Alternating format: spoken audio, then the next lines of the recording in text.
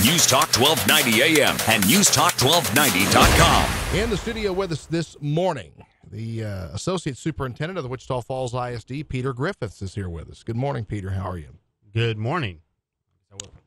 Yeah, we're glad to have you this morning, and thank you for taking time to come up here.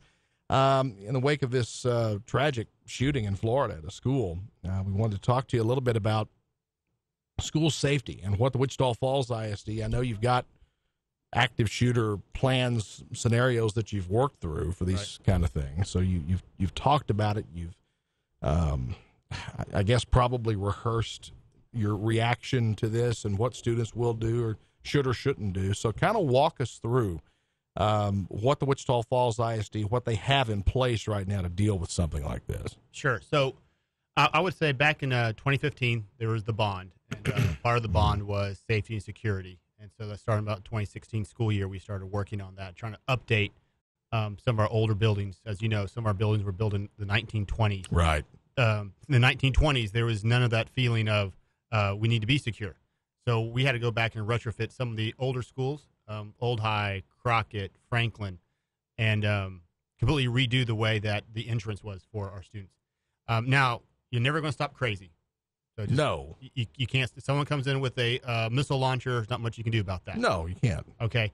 But what you can do is kind of pause, stop individual from just walking in. So where previously people could just walk into some of these campuses without ever being monitored, without being checked on, because either the offices was further away. Right. We've now set it up where they have to go through double doors. You have to go through the first entrance, then you have to go through like in a reception area, and the reception they'll buzz you in, and then you can move into the school. Right. So that's probably one of the biggest changes. And even with those changes, we changed the way in which we were doing it. And the hard part, whenever you're trying to make anything safe and secure, is that you don't want it to look institutional.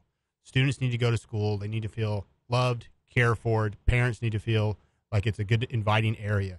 So you don't want to just stick brick walls everywhere and sliding windows where you're like a bank teller. You have to slip something in, and that's it. So that becomes a challenge as well. So we have a lot of, we call them storefronts, whereas the glass where you can see, but you can't go in. So that's been a lot of upgrades. We've gone through 2 phases of that. We're going to start talking about our phase 3. And so that's that part where, as far as physically having people trying to come in. And then you have all the training, correct. We started doing some ALICE training. I'd say last year we started really looking into ALICE training. Finally got to the Texoma area for us. Mm-hmm. And we sent a couple of people to get trained on that. We said, this is it. This is great. This is what we need to do. It's very hands-on, live action. You've probably seen videos of what they do. Well, explain to people what ALICE training really is. Kind of break it down for us. So ALICE stands for Alert, Lockdown, Inform, Counter, Evacuate. It's a very different way of thinking about if you're dealing with issues. Where in the old days, not even old days, just even a few years ago, really wasn't Columbine, but Newtown, when that came out, that changed everything because they did everything right. They had the security vestibules, they had all that set up, but still didn't stop the individual. So what they learned, and from Virginia Tech when that happened, was barricading the doors. Make sure no one can get in. Make sure no one can tell that you're actually inside.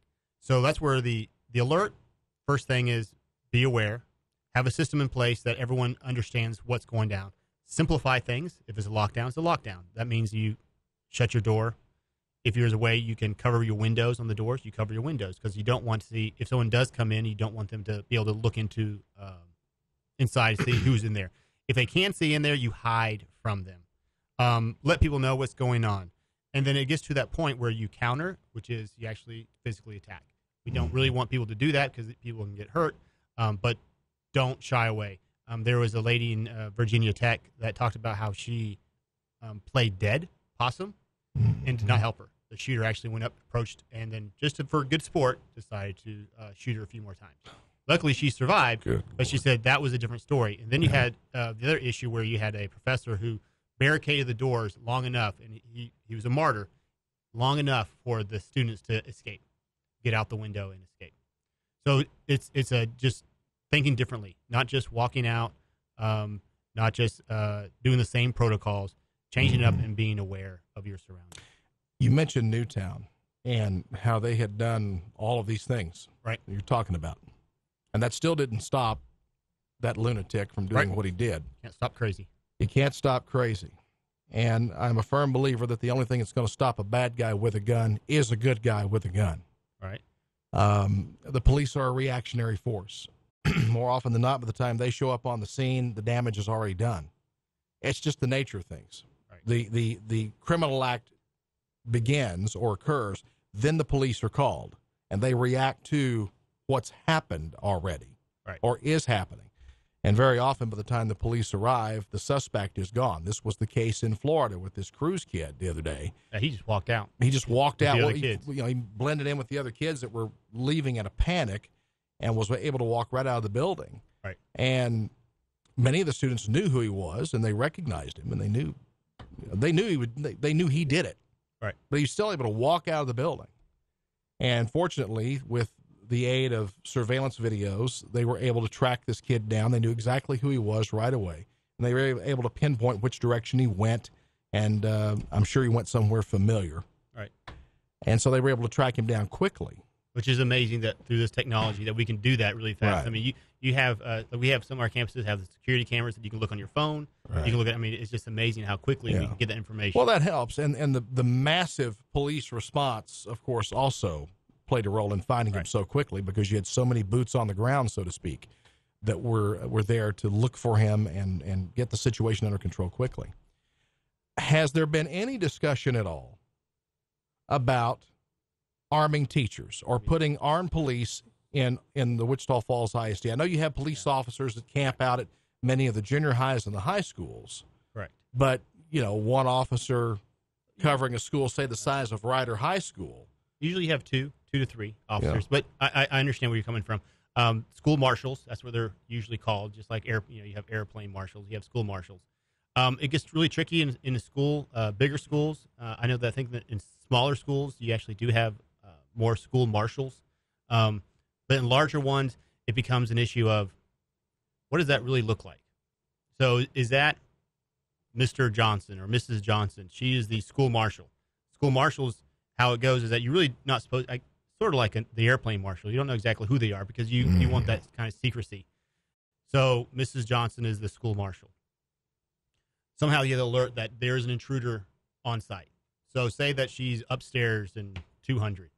Does that mean she tells her kids, okay, get in the closet, I'm grabbing my vest? Because they got to wear a vest of some sort. So if the officers come, they know this is not the shooter. Put on their vest. And does that mean that Mrs. Johnson now, lock and load, she's going out there and she's hunting them down?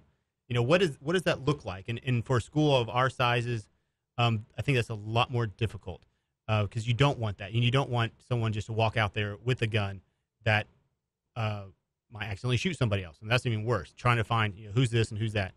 And if they do understand, just like the individual, the student here who pulled from my understanding, pulled the fire alarm, caused the issue. If he knows, like, oh, there's a school marshal here, because usually people who say that, hey, there's a school marshal, just so you're aware. What if he puts on a vest and walks around and says, yeah, I'm the school marshal? So I think there's a lot of tricky questions on how that works. I haven't been here long enough. I don't know if that was something that was brought up a while back ago when that was finally first. Well, I've been told that it has been talked about because a number of schools in Texas, school districts, have armed teachers in their classrooms. They're there, and you don't know who they are. You don't know if there's one teacher that's packing or 50. You don't know how many are there. The Herald ISD, which is the closest one to us, I think, that is armed. The response time for the DPS to get to them, I think, is like 40 minutes or something like that. They're way out there. They're way out there. Yeah. So that's one of the reasons they opted to do that is because of the police response time. But you brought up an interesting point about, they got to put on the vest, they got to be identified. If that is the way they do it. Okay, this shooter in Florida was in the building 6 minutes. 6 minutes. You don't have time to go to the office, get the orange vest or whatever, put it on, and then go find the shooter. No, you'd have the orange vest or whatever, probably inside of your classroom. I mean, whatever. But you don't have time for that. You don't have time for that. You've got a shooter in the building. You react right then. There's no time to go put on a vest. There's no time to put on the badge. Either got it on. You either have it on or you don't have it on. In my opinion, you either have it on or you don't. And if you don't, well, hey, this is what you signed up for. Right. Go get them, Tiger. I mean, that's what you're doing. I don't think when you consider how quickly this shooter was able to, I mean, in 6 minutes he was able to get into the building. Right. He may have killed at least one person on his way into the building, maybe two, pull the fire alarm, get the kids in the hallway, shoot, injured there were 24 shots, 17 dead, or 25 shots, 17 dead. I forget the exact number right now. But kill 17 people and then get out of the building, blending in with the rest of the crowd. Right. In 6 minutes. Pretty premeditated. It was premeditated. Yeah. You bet it was premeditated. Right. And I really believe, Peter, that part of the reason these things are happening is because these are our schools are soft targets. Right. These people know before they walk through the door, there's nobody in that building that can fight back. It's a target-rich environment. So then the question would come back again: how did he get in? He apparently walked in. He walked in, and by looking at the pictures and just not being familiar with schools and looking at schools, that's the school looked like it had multiple buildings. So they probably had it where most of the doors were unlocked.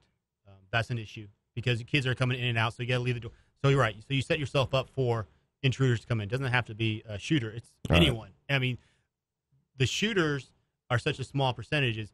The issue is that you have lots of people who just walk in. Right. And that's one of the things that we've done with the WFISD was putting the security vestibules, because if an individual like that just walked in, it would slow him down, and you would hear all that sort of stuff, because if a guy comes in there with a heavy automatic weapon, let's play that scenario out. Mm-hmm. School marshal, second floor, grabs their gun, runs down. How are they going to? By that time, that kid, it doesn't take 6 minutes. It takes 2 minutes. For a school of that size, it can easily, bam, he can. And I want to be clear about the distinctions on the weapon. The odds that someone's going to walk in with an automatic weapon are very slim, because you and I can't go buy automatic weapons. Contrary to what the liberal, heavily biased, left-wing nut job media wants to portray out here, you and I cannot go out and buy legally a fully automatic weapon. It is against the law. It requires a special federal license. It is extremely difficult to get the license to start with, and equally as difficult to buy the weapon legally. So if someone's got a fully automatic weapon, they've bought it illegally. You can't walk into Academy or any other gun store and buy a fully automatic weapon. What this young man had was a semi-automatic weapon. It's one interesting thing to point out here. Everybody is talking about the weapon used, bump stocks. I don't know if this kid had a bump stock on his weapon or not. And you can, by the way, mimic the same effect of a bump stock with a rubber band, is what I'm told. So good luck banning rubber bands. Remember the University of Texas shooting, 1966. A man named Charles Whitman killed a number of people from the UT school tower. He did it with a bolt-action rifle with a 3-round internal magazine, I believe is what he had. That was the sniper rifle of choice for that guy. So it's not the weapon. It's the individual. It's the person behind the gun that's to blame. Plain, pure, and simple. Now, we talked about, you talked about, all these safety features you can enact and how you want your school to look. Well, what about metal detectors? What about one fixed entry point into a school, and there's a metal detector, and there's an officer in place, and everybody gets scanned going through? If it's good enough for our county courthouse, why would it not be good enough for our schools? And I think that's where you really have to look at what point do you make a school a institution, prison-like? And you look at some of those schools that actually have the metal detectors. Sometimes it creates a false sense of security, because either they break down or kids figure out. I mean, it's not. You can only do so much, because a kid can prop open a door for someone else to get something else. I mean, if you're really determined to get in, they're gonna find a way. I mean that, and so what happens with the security with the metal detectors is that, yes, you have kids coming in, they're beeping off, and I've seen it. I was actually a teacher that did the wands with kids when I was teaching. Kids still found ways to bring things in. They still found ways to bring contraband. Now, you're not going to stop everything. I mean, that's obvious. You're not going to stop everything. So that's where we get to. Is like, how do you balance that out? Because I know that I'm pretty sure parents don't want kids to go into a prison-like atmosphere. They want to see them being loved. Our side conversation we had earlier was, we were talking about soft spots. Elementary schools. I mean, by far, that is the most loving, caring, nurturing area that you should have. Kids need to go out and play recess. Kids but they're outside. And we do get this. What about those kids? They're outside. Those are easy targets. I said, okay, so do we never allow students out? Do we never allow, you can fester in that, and then you just keep kids locked in and never let them expose. But you have to, and so it is. I mean, that's always going to be the challenge. It's always going to be out there. And how do you do that? How do you make people feel comfortable? And I think that's one of the steps that we've done in the school district. We try to make things feel good, safe, secure, yet inviting. And it's not always going to work. You're always at Newtown. I bring that back up because that was a perfect example.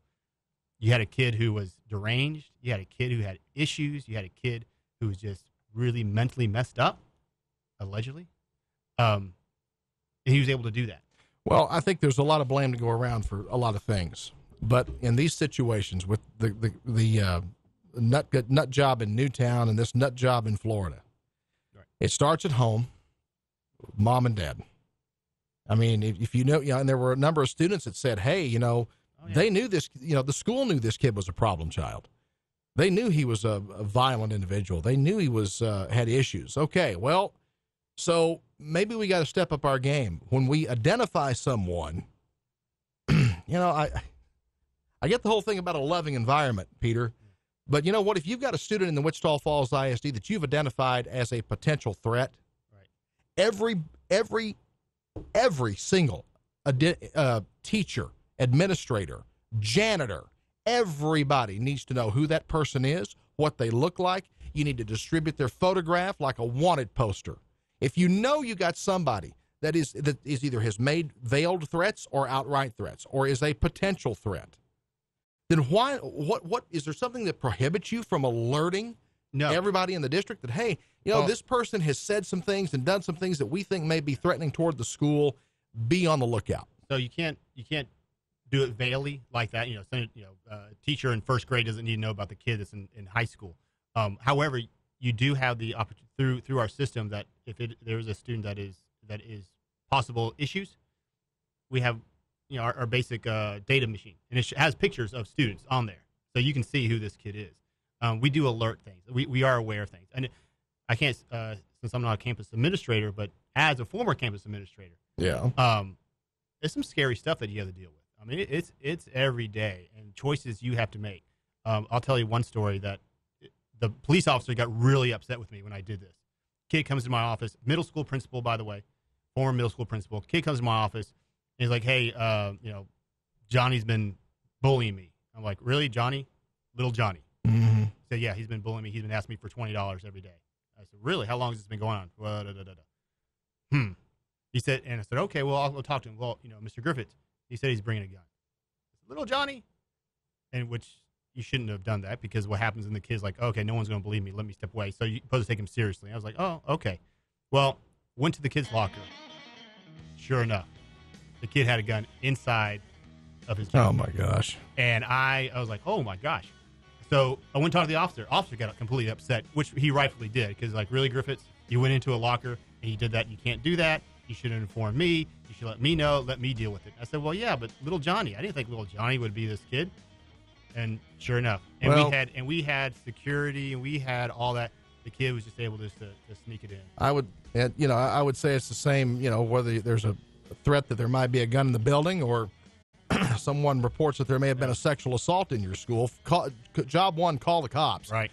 Pick up the phone and call the cops. God bless the officer and I had a good relationship, and he got on me. He was like, Griffith, seriously, just shaking his head. Said, boy, you got to do something about that. And I said, well, I never, naive. I was a pretty young principal. I said, I thought everyone just is nice. And then you realize, like, no, you can't. You have to take everything seriously. And fortunately, that worked out well. Peter Griffith, Associate Superintendent with Wichita Falls ISD, thank you for being with us this morning. Appreciate your time. Clearly, there should be some easy answers, but apparently there aren't any easy answers, at least from the administrative side. We got sounds like we got a lot of work to do with our schools as far as safety and security. That's for sure.